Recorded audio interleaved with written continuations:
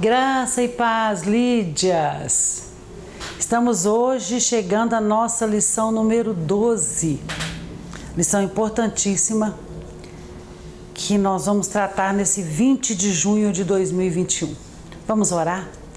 Senhor, nós te louvamos por tudo que o Senhor tem dado às nossas vidas, pela graça concedida às nossas vidas de salvação e que possamos, ó Pai, estarmos atentos àquilo que o Senhor tem para ministrar ao nosso coração.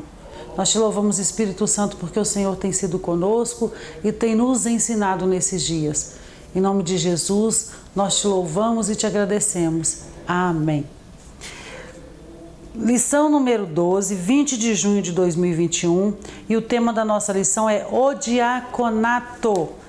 Esse termo que nós vimos tanto dentro da igreja, ouvimos tanto diácono, irmão fulano, diaconisa, irmã fulana, e aí nós vamos falar sobre essa função importantíssima para o corpo de Cristo, que é o diácono. E aí eu quero lembrar você, semana passada nós falamos sobre presbíteros, e no domingo que passou, segundo domingo de junho, foi o dia do pastor. As convenções das igrejas do Brasil celebram no segundo domingo de junho o dia do pastor. E no domingo passado nós celebramos com o nosso pastor esse dia. Nesse 18 de junho especificamente, nós somos assembleianas e eu não posso deixar de citar aqui que nesse último 18 de junho a Igreja Assembleia de Deus completou 110 anos no Brasil.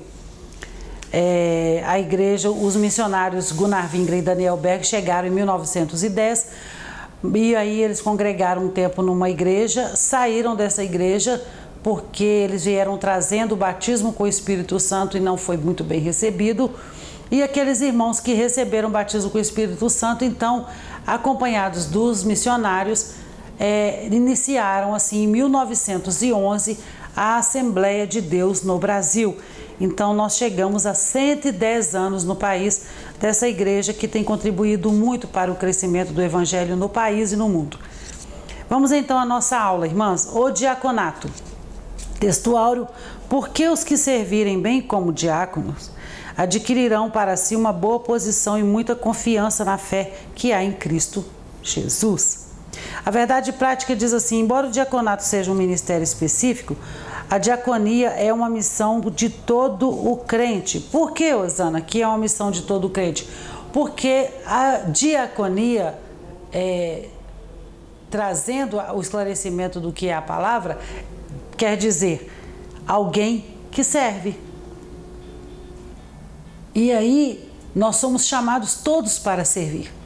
Nós estamos todos numa grande comissão e o nosso trabalho aqui, voluntário, é servir ao próximo, assim como Jesus nos ensinou. Nossa leitura bíblica em classe está em 1 Timóteo, capítulo 3, versículo 8 ao 13. E aí, vem nesse texto de Timóteo, ele vem acompanhado de um texto anterior que era dos presbíteros. Quando Paulo orienta Timóteo no início do capítulo 3, e nós já lemos sobre isso lá na aula passada, sobre Timóteo sendo orientado por Paulo no capítulo 3, quando Paulo vai falar com Timóteo: olha, Timóteo, aqueles que são diáconos aí na igreja que você está estabelecendo, quem são esses homens e como devem ser?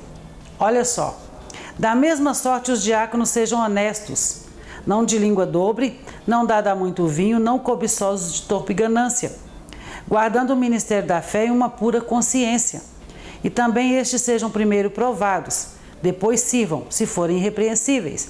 Da mesma sorte as mulheres sejam honestas, não maldizentes, sóbrias e fiéis em tudo. Os diáconos sejam maridos de uma mulher e governem bem seus filhos e suas próprias casas, porque os que servirem bem com diáconos adquirirão para si uma boa posição e muita confiança na fé que há em Cristo Jesus. Essa é a designação para servir como diáconos na igreja, a postura que devem ter esse homem ou mulher que vão servir o corpo de diaconato da igreja. Servir, irmãs, é uma ordenança do nosso Senhor, não é? O ministério de serviço ao próximo é o símbolo do amor na instituição dos diáconos, relatado no livro dos Atos dos Apóstolos. no 6º capítulo, quando esses homens são separados. E aqui os apóstolos foram coerentes com o ensinamento de Jesus de Nazaré. Há muito o nosso Senhor havia ensinado sobre a urgência de resolver questões sociais e de caráter humanitário de quem quer que fosse.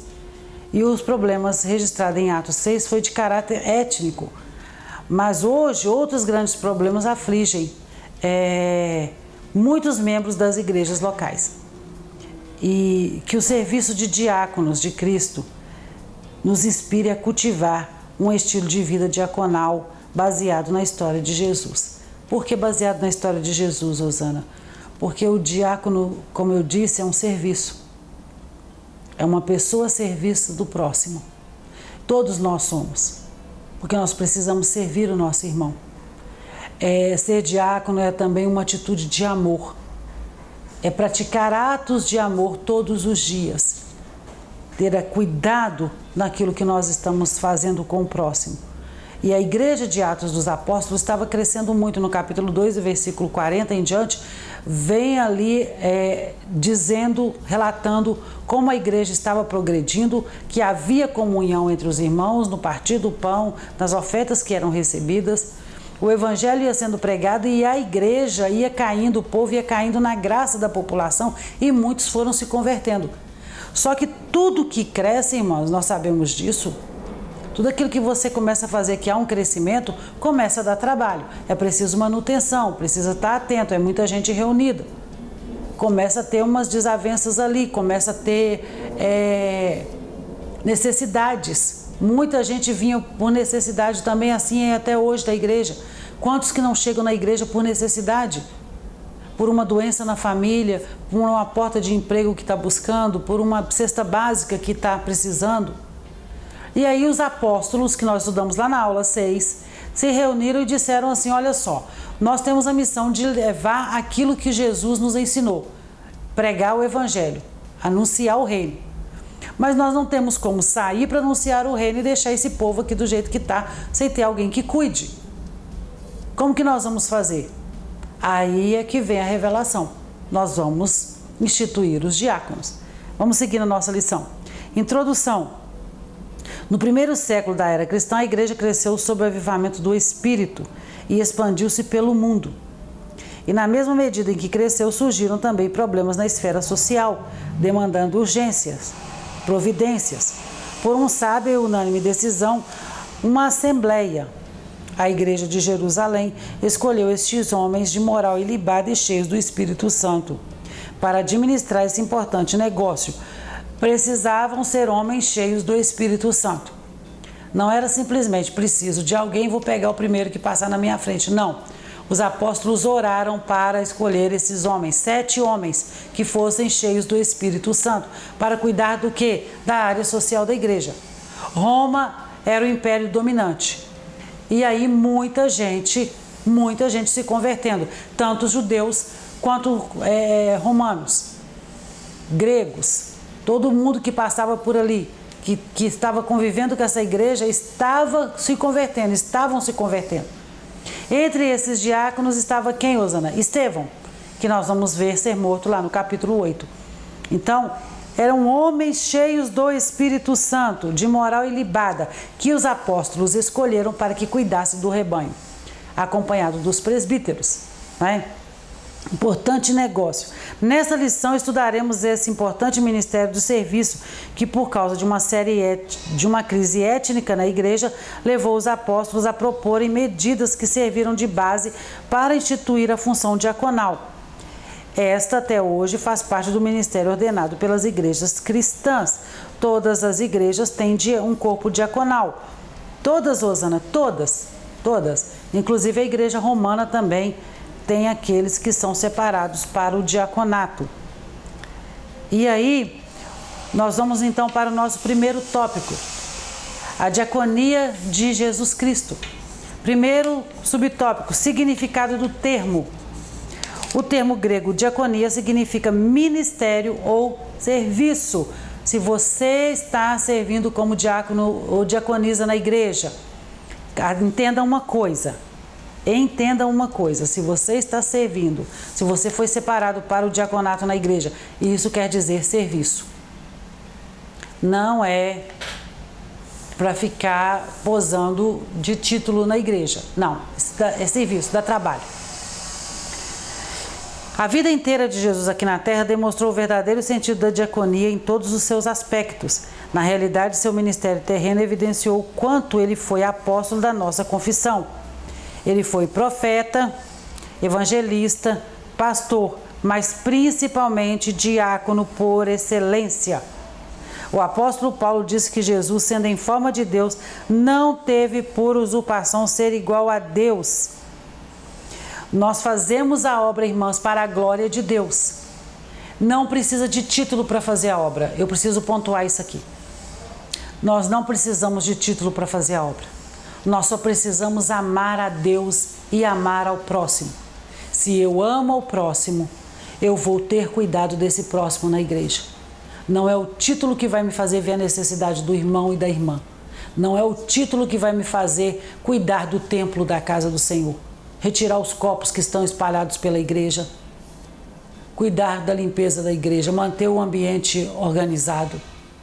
Saber daqueles que estão chegando, quem são, onde vão sentar, preocupar com aqueles que chegam à nossa casa, se são bem recebidos. Isso é função do diácono. Mas eu não preciso ter título para isso.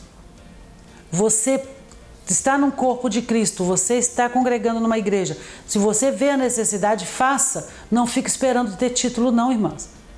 Porque nós somos chamados para um serviço. E aí, o grande exemplo nosso é o que Paulo fala em Filipenses.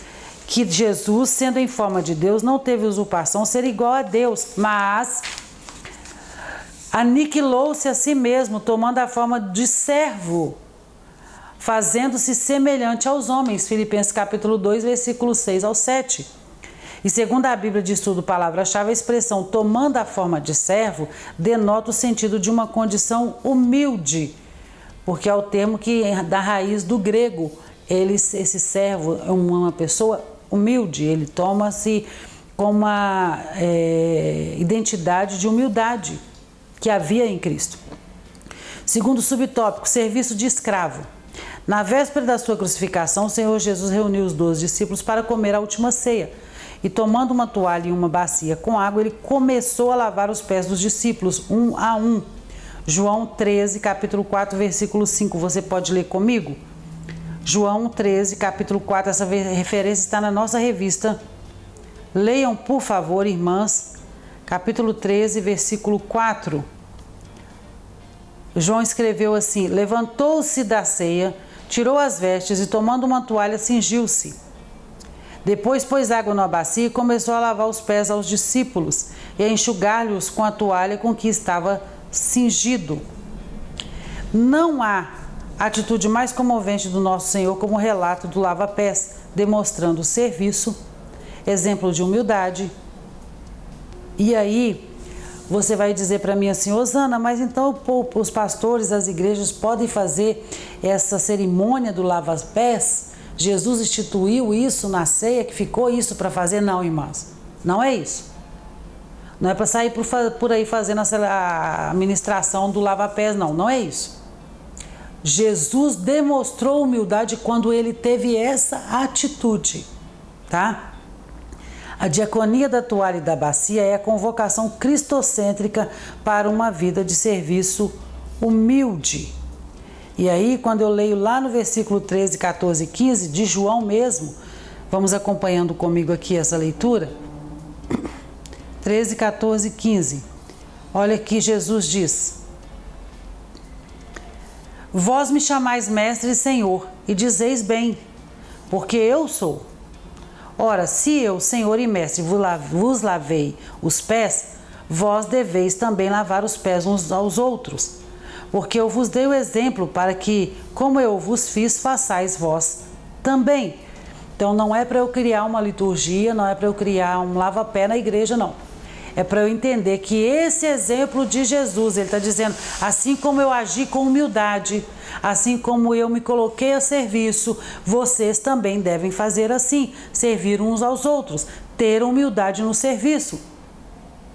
Porque Ele é o nosso sumo pastor, Ele é o nosso exemplo de vida cristã, Ele é o exemplo da maneira como nós devemos nos portar. Terceiro subtópico, o discípulo é um serviçal.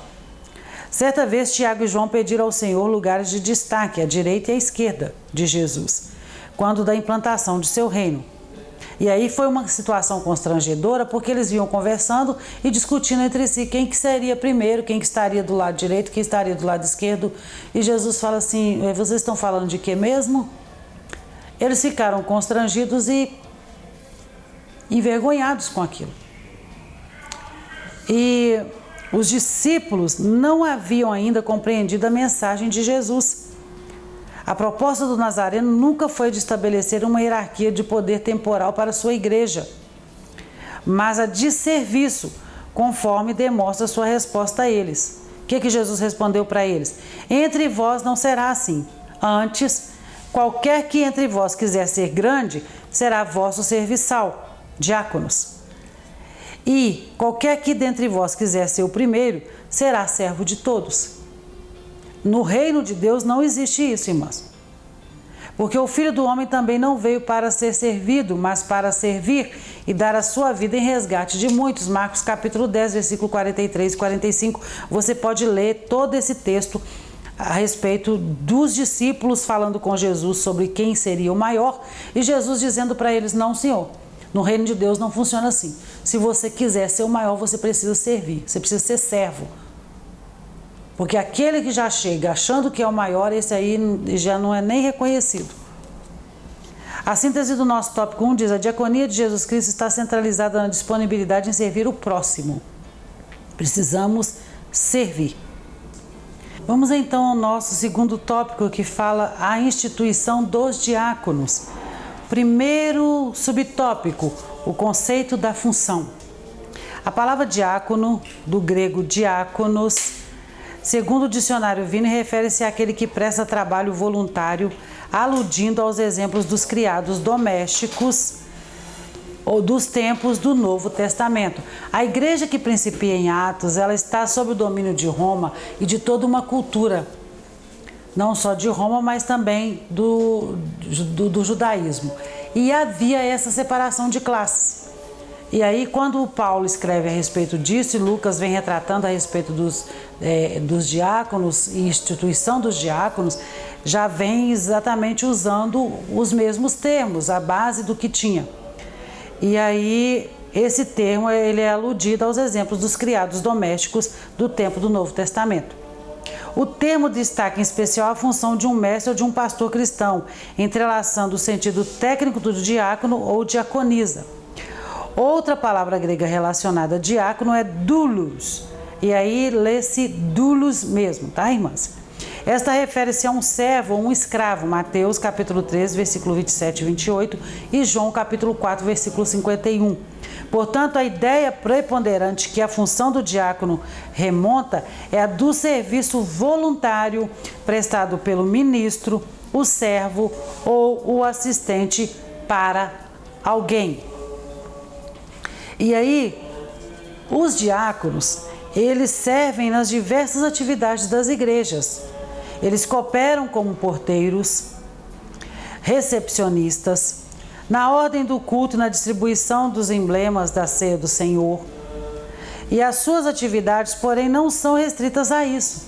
Eles também cooperam como professores, superintendentes da escola dominical, dirigentes de escola dominical, líderes de jovens e adolescentes, atuando também em diversos outros trabalhos na igreja, né?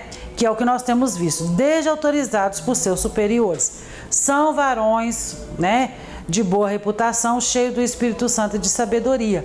E isso é o que hoje nós podemos traduzir dessa função de diácono na nossa realidade no século XXI. E aí, nós vemos dentro da nossa própria congregação vários irmãos que exercem várias funções, que são diáconos, diaconisas, que estão ligados inclusive a essas referências que nós temos aqui. Origem do diaconato. A bênção, problema e reivindicação são palavras-chave para o advento do ministério formal do diácono em Novo Testamento.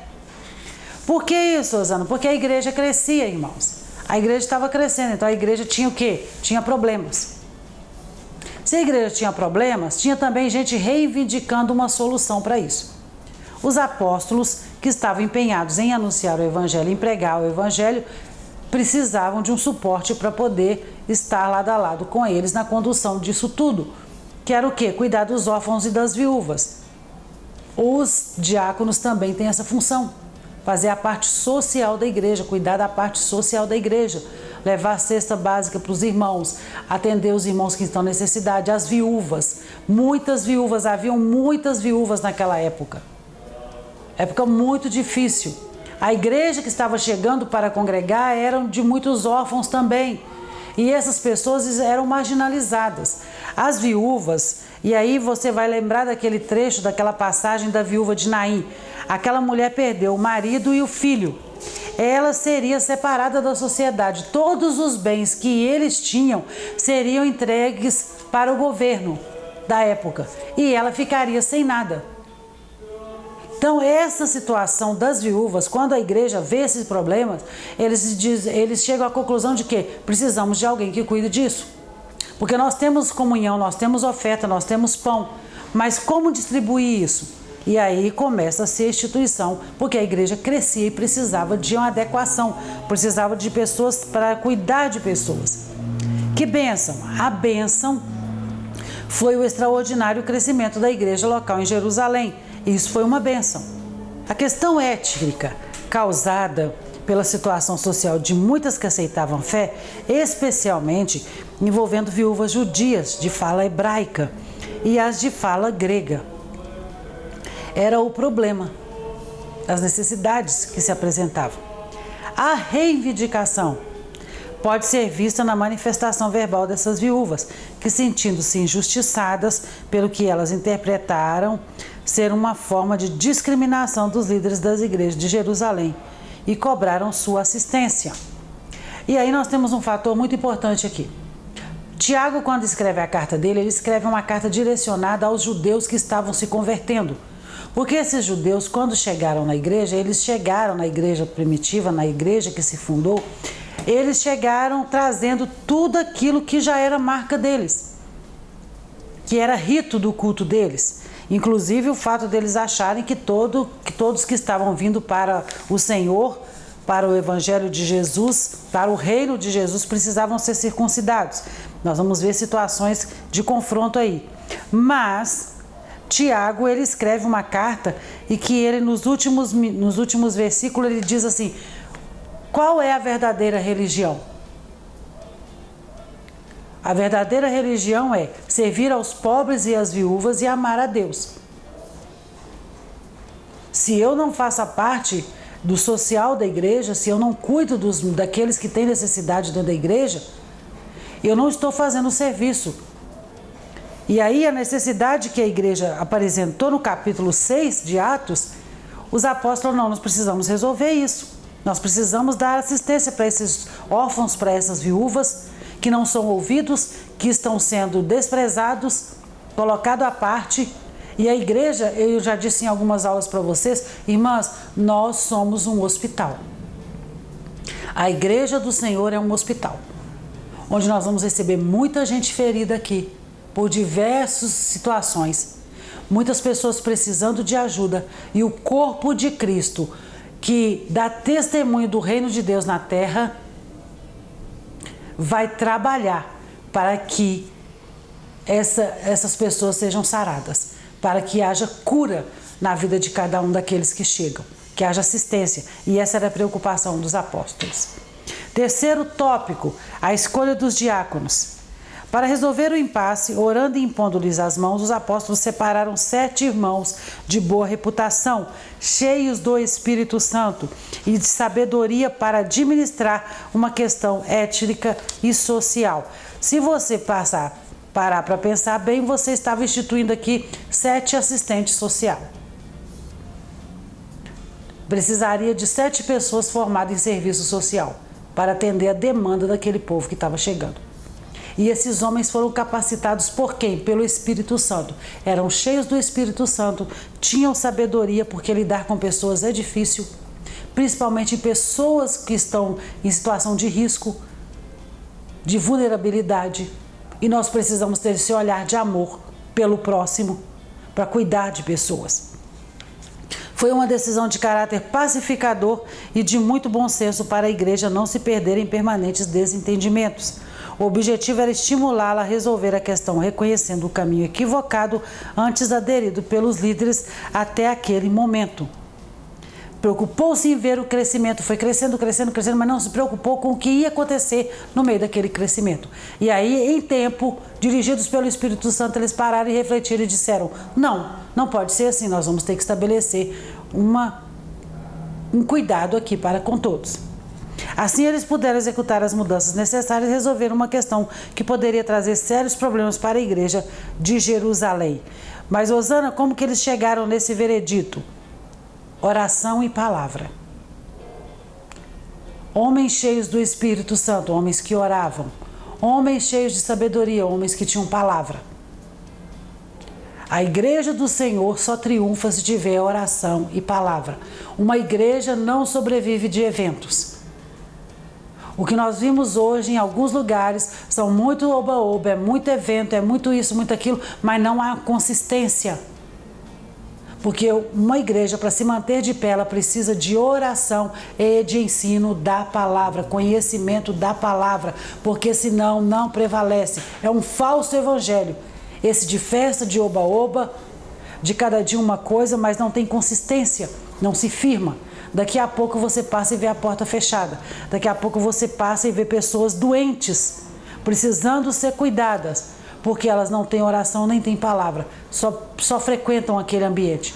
E frequentar um ambiente, a gente frequenta qualquer lugar, irmã, mercado, shopping, salão de cabeleireiro, a gente frequenta qualquer lugar. Mas orientação dentro da palavra, vidas saradas, vidas cuidadas, é num ambiente onde se tem oração, se tem palavra. Então esses homens eram cheios do Espírito Santo, de sabedoria, porque eles buscavam no Senhor, eles oravam e eles executavam e aprendiam a palavra. Terceiro tópico, o perfil e função do diácono.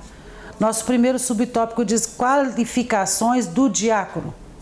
As qualificações dos diáconos, descritas no livro de Atos e na primeira carta a Timóteo, revelam que em nada elas diferem das atribuições éticas exigidas aos bispos. Nós estudamos isso semana passada. Quais as funções do bispo e quais as qualificações necessárias para ele, as mesmas dos diáconos. Tanto que o texto de Timóteo, capítulo 3, fala até o 7 dos presbíteros e no 8 continua a mesma fala, só que para os diáconos. E aí, o que esse diácono precisa ter? Caráter moral, caráter espiritual e caráter familiar. Vamos então a esse tema? Caráter moral, 1 Timóteo capítulo 3, versículo 8. Os diáconos devem ser pessoas honradas, dignas, corretas e íntegras. Não pode haver língua dobre neles, isto é, a sua palavra deve ser sim, sim, não, não. Não pode ser, eu vou fazer isso, daqui a pouco não fez foi nada. Eu te dou minha palavra que te pago semana que vem, não pagou nada. Há essa referência da palavra vem para nós que o cristão, da palavra do cristão deve ser sim, sim, não, não. Mas quando você ocupa uma função ministerial, você precisa ter muito mais cuidado com o seu sim, sim, não, não. A ganância por dinheiro tem de passar longe da sua vida, pois sua função é exatamente a de executar trabalhos administrativos da igreja local. Eu não posso colocar uma raposa para cuidar de um galinheiro, não é mesmo, irmãs? Então, assim também é o trabalho de um obreiro na casa do Senhor. Todos os textos que nós pegamos, e aí nós já vimos várias aulas falando sobre isso, Paulo vem falando sobre a mesma coisa. A ganância por dinheiro tem de passar longe. Não pode ter torpe ganância. Como auxiliar nas tarefas do culto e acompanhar as viúvas e os pobres da igreja do Senhor. Não pode haver desvio daquilo que chega para ser servido para os irmãos. Chegou um carregamento de cesta básica. Aí a pessoa responsável por aquilo, o diácono responsável por aquilo, pega as cestas e vende a cesta da igreja.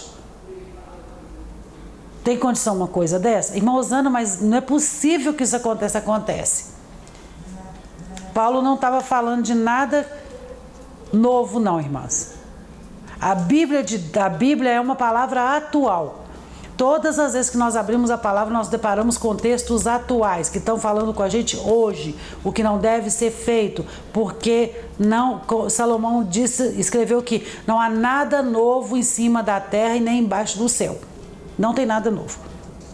Então esse texto da palavra, quando ele vem para nós, ele já falava com os diáconos lá atrás, com os obreiros da casa do Senhor lá no início da igreja primitiva, e é o que ainda acontece, porque nós somos humanos, e esse ser humano continua agindo, habitando na terra, e os princípios são os mesmos.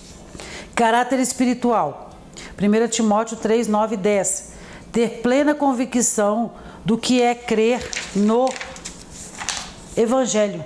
Não adianta eu dizer para vocês, eu ser separada para o diaconato da igreja, mas eu não creio no Evangelho de Jesus. Que testemunho é esse que eu vou dar? Quem sou eu? Então o diácono guarda a revelação de Deus que está em Cristo Jesus, o nosso Senhor. Pode conferir, por favor, Romanos capítulo 16, versículo 25. Por isso a liderança e a igreja local devem avaliar o candidato ao diaconato levando em conta seu caráter moral e espiritual. Não adianta querer separar para o diaconato alguém que não tem caráter espiritual, que não crê, que não crê nos dons, que não é sequer batizado com o Espírito Santo, nem busca o batismo com o Espírito Santo, os dons espirituais, não entende essa revelação, não acredita. Então, como que eu vou colocar a serviço do reino alguém que vai lidar com pessoas, mas que não acredita em nada disso? É como se eu colocasse um vendedor para vender uma Coca-Cola e ele fosse vestido de Pepsi Limão, mas eu coloquei ele para vender Coca-Cola. Não vai passar credibilidade, não é? Terceiro, caráter familiar. O candidato deve ser marido de uma mulher, fiel à sua esposa e bom pai. A exemplo dos bispos, os diáconos devem ser zelosos com o seu lar, amar as suas esposas com amor sacrificial. Devem respeitar os seus filhos para obterem deles o mesmo respeito. E o serviço do diácono à sua família revelará como ele servirá a igreja local. Muito do que nós somos na igreja é também o que nós somos em casa. Não tem como desvincular uma coisa da outra. Pode-se por um momento parecer ser muito bom, mas aquilo não vai durar eternamente se não for verdade. Então tem que ter esse cuidado. A função dos diáconos em Atos 6. Quando foram instituídos diáconos, 7 homens de fala grega foram separados para assistir socialmente as viúvas, tanto as de fala hebraica como as de fala grega. Os diáconos não podiam permitir que houvesse injustiças de caráter social na igreja do primeiro século.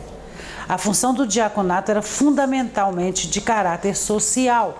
Não poderia haver separação entre judeus e gregos, porque Jesus não morreu só pelos judeus nem só pelos gregos, né? E nessa época a comunidade cristã consistia em 2 grupos que eram os judeus gregos helenistas, crentes de fala grega, e os judeus hebreus, do hebraico, crentes que falavam o aramaico. Por isso que o texto diferencia.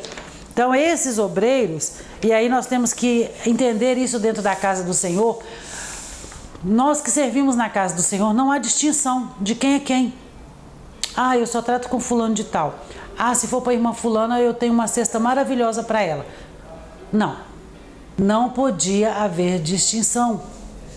Quando separaram esses diáconos, eles não podiam fazer uma distinção entre irmãos gregos e irmãos judeus. Não. Assim como não pode haver no nosso meio.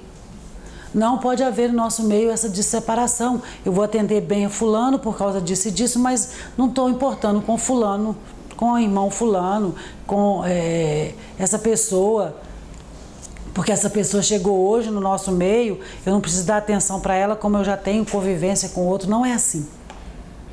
Nossa função como corpo é cuidar de todos de igual modo. Nosso chamado é para ser igreja, e ser igreja é ser amor. O Evangelho de Jesus é amor, e o nosso testemunho tem que ser de amor com todos, todos. Se há alguma coisa, se há algum sentimento em você a respeito disso, de não dar atenção para determinadas pessoas, porque talvez você não se sinta, não tenha uma empatia maior com a pessoa, trabalhe isso dentro de você, vença isso dentro de você, porque todos na casa do Senhor, todos são importantes. E o mundo só vai entender que o Evangelho de Jesus é amor a partir do momento que nós damos testemunho desse amor. E é de dentro para fora. Nós vamos como igreja dando testemunho e os de fora vão se convertendo. Porque era isso que acontecia na igreja de Atos. No capítulo 2, a igreja vivia em comunhão. Eles reuniam para louvar, mas eles reuniam para comer junto, para ofertar junto. Tudo era comum de todos. E aqueles que iam chegando, iam entrando, iam se convertendo ao Evangelho de Jesus por ver essa distinção, por ver esse testemunho. Amém?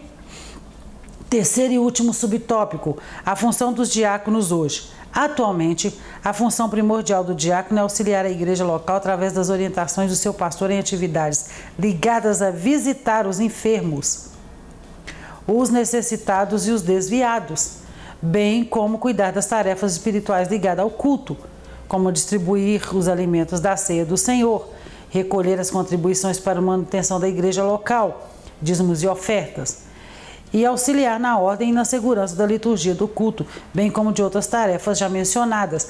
Nós devemos ter esse cuidado. Irmãs, vamos saber quem está enfermo? Precisando de uma visita? Não estou falando para ir sentar, almoçar, jantar, tomar o café da tarde. Não, nada disso não. É uma visita espiritual. Vamos lá, vamos saber a necessidade do irmão, vamos orar pelo irmão, pela irmã. Precisa de visita? Porque às vezes a pessoa morre do nosso lado e nós não sabemos. O serviço da ceia, na nossa igreja já temos já essa ordenação. Sabemos quem são os diáconos, são muito bem conduzidos, como será a ceia, quem servirá a ceia. Nesse tempo de pandemia, nós estamos colocando apenas quem vai servir a ceia lá junto com o pastor para poder fazer o serviço, mas vocês lembram que antes da pandemia todos os diáconos se posicionavam na frente. Então assim, nós sabemos quem são os diáconos da igreja. E nós temos que estar atentos às necessidades, de orar pelos enfermos, de visitar, de cuidar das tarefas espirituais da igreja, das contribuições sociais. Tem a irmã Luciana que cuida muito bem da área social da igreja e ela precisa de ajuda e nós podemos ajudar como diáconos, como irmãs, como servos de Jesus, porque nós somos servos, irmãos. Nós viemos para servir e não, como eu disse no início da aula, não é uma questão de título. Não é uma questão de título, é uma questão de reino. Nós fomos chamados para servir. Então, os diáconos também auxiliam na liturgia do culto, observando como está acontecendo o culto, o que o pastor precisa, entregar uma água, ver uma criança que está, às vezes, correndo perigo. E essa é a função que nós vamos desenvolvendo na casa do Senhor. E outras tarefas, como nós já mencionamos. Vamos à nossa conclusão. O diaconato foi instituído pelos apóstolos de Cristo quando a comunidade cristã cresceu e precisou ter pessoas que pudessem resolver questões relacionadas aos problemas sociais que demandavam atenção e cuidado. Hoje os diáconos servem à igreja e a Deus em trabalhos diferentes e a liderança das igrejas locais deve valorizar o seu trabalho e reconhecê-los como excelentes servidores do reino de Deus, pois no sentido lato, todos somos diáconos da igreja de Deus. Na prática, no sentido raiz da palavra, todos nós somos diáconos na casa de Deus. E é isso que nós temos que trazer para o nosso coração, para o nosso conhecimento. Se você não sabia, agora você já sabe.